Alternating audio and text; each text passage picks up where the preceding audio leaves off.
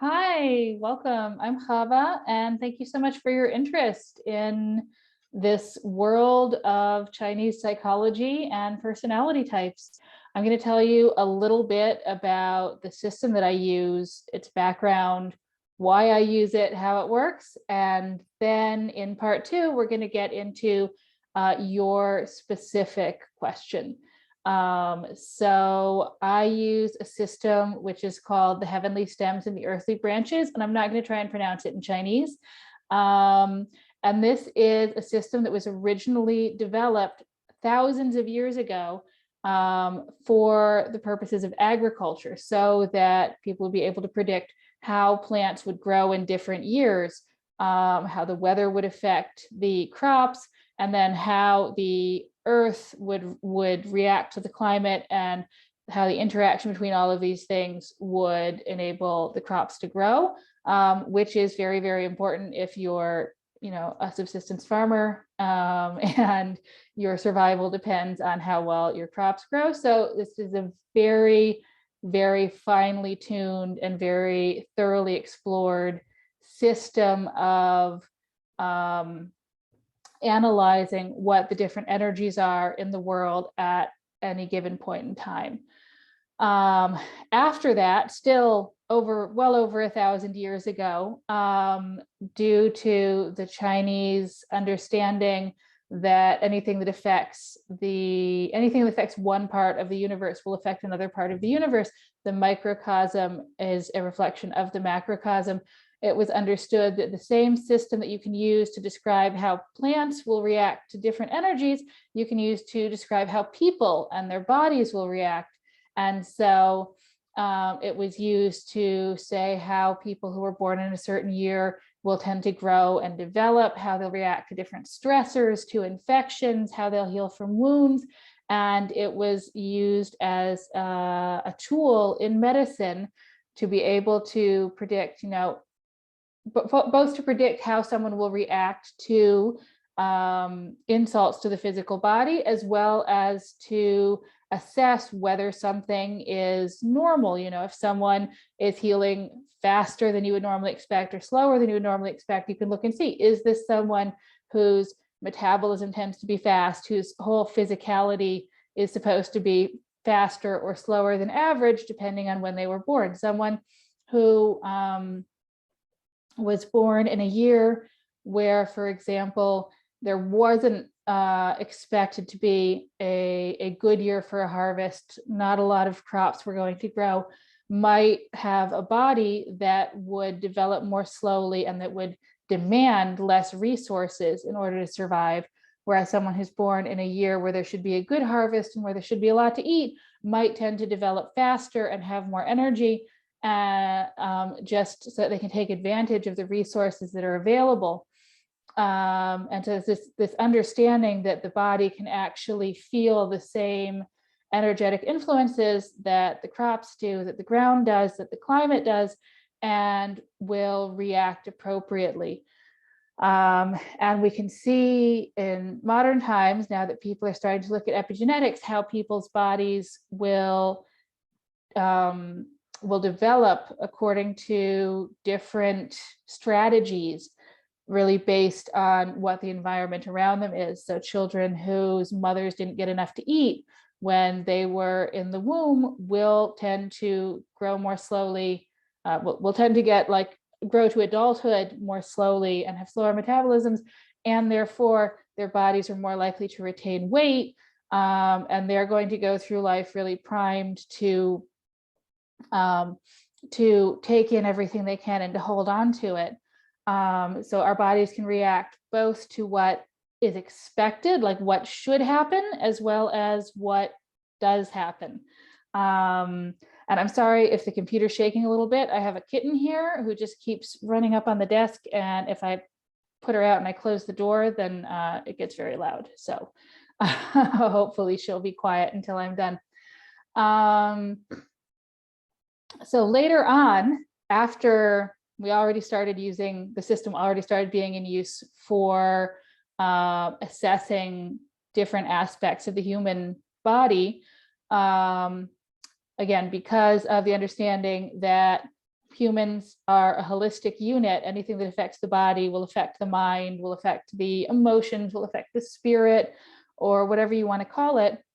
If we can predict how someone will react physically to stress, to different circumstances, then we can also predict how someone's personality, or predict how someone will psychically or emotionally react to different circumstances, to different events.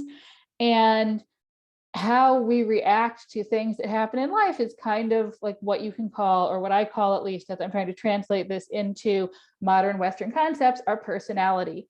And so when I say that I can deduce things about someone's personality based on when they were born, I don't mean that I can say, you know, whether you're going to have a good sense of humor, or whether you're going to, I don't even know. Like, I'm not making predictions. I'm not dictating to you, but I can say that assuming you were born at this time and you grew up in a relatively healthy environment, so that your reactions to things that happen around you are considered normal and emotionally healthy, that you will tend to react in certain ways to different types of stimuli.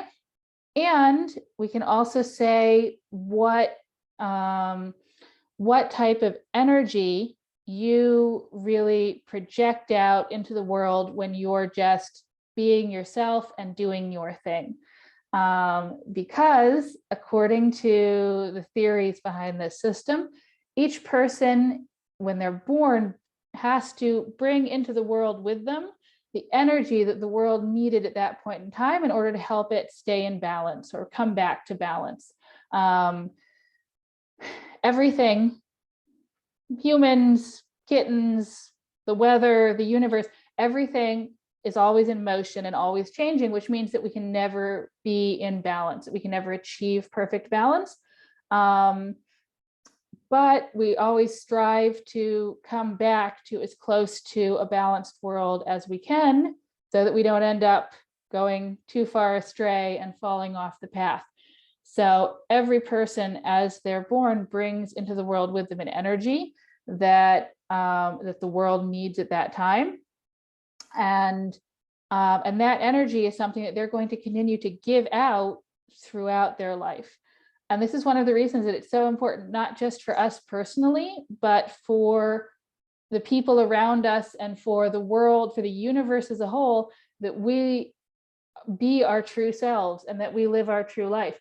Because if my energy is supposed to be like crazy artist, bohemian energy, but I'm trying to live a bank cashier 9-to-5 job, high heels and makeup sort of life, then I'm not giving the universe what I'm supposed to contribute in order to keep us in balance. And I'm actually taking the entire universe farther away from the balance that it needs to keep moving in a stable manner, like a top that can keep spinning. And so when we look at a person's energies, we look at all different sorts of things. No two people, very few, no two people are ever exactly the same, because you have different genetics and you have different epigenetics and you have different experiences and you have different backgrounds.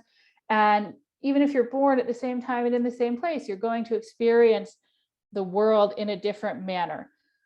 But all that being said, people who are born at the same time will tend to have a similar energy that they put out into the world, and will have similar needs in terms of what energy they need to support them and help them be their best selves. And so every time I've talked about this with grade school teachers, they really, really get it. Like, I don't think I've talked to a grade school teacher who doesn't remember a specific year where like all the kids were setting each other off and they were all so similar that it was actually problematic to keep a bunch of kids in the same room who were the same age, because they just all had this energy. And when it's a year with a lot of active energy or mobile energy or even questioning energy, it can be really hard to deal with like 30 people who all have that going on.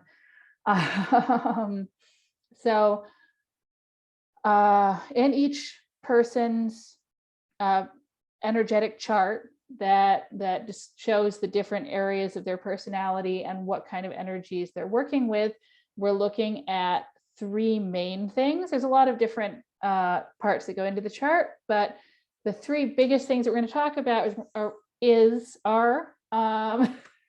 the three biggest things we're going to talk about are the root energy, the stem energy, and the branches energy, stems and branches. So the root energy is kind of like, that's the energy that you bring into the world. It's like if you're a tree, okay, you're sucking that energy up through your roots. And then as you grow and as you do things, as you act, you're spreading that energy out around the world. And then your stem energy is kind of like how you do that. So your root energy might be one thing and your stem energy might be another. So your root energy, for example, might be creativity.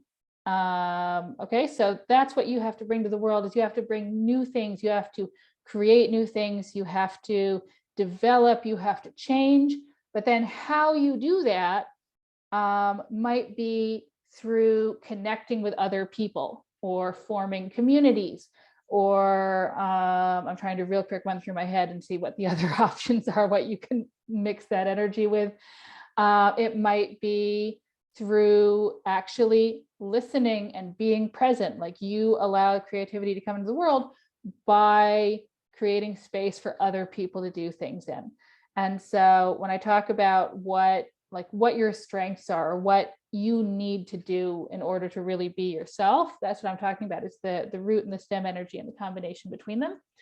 The other main thing we look at, the branches, the branches energy, I can speak English, describes really how you interact with the world, right? Because you're growing and you're growing and you're growing, you're taking the energy from the roots, you're growing your stem up. And then in the branches, that's where all the fruit and all the flowers develop. And that's what you give to people and that's what they see. And so you can have like one sort of energy that's like you, and other people can see something entirely different, because that's like the shield that goes around you that interacts with the world in your place. And not everyone has it. Some people, it's just like the exact same thing all the way through, and those tend to be like really intense people, intense in whatever area and whatever direction they go in, they're intense. And then there's people who have a much more blended mix of all different energies, and it might be what they project, or what you see if you don't know them well is completely different than what you'll see when you get to know them and when you get to see inside when you get to see through the branches and see like the actual base of the tree. So I think that is a little bit of background. I hope it's enough to let you understand kind of how things work and understand more about what I'm talking about without being completely overwhelming. If you have any questions, please feel free to email me or leave a comment or DM me wherever you're watching this. Like, there should be a way to contact me. I love questions. I love answering questions. I can talk about this literally nonstop, 4 days. So really, if there's anything you're interested in hearing more about, please let me know, and have a great day. Bye.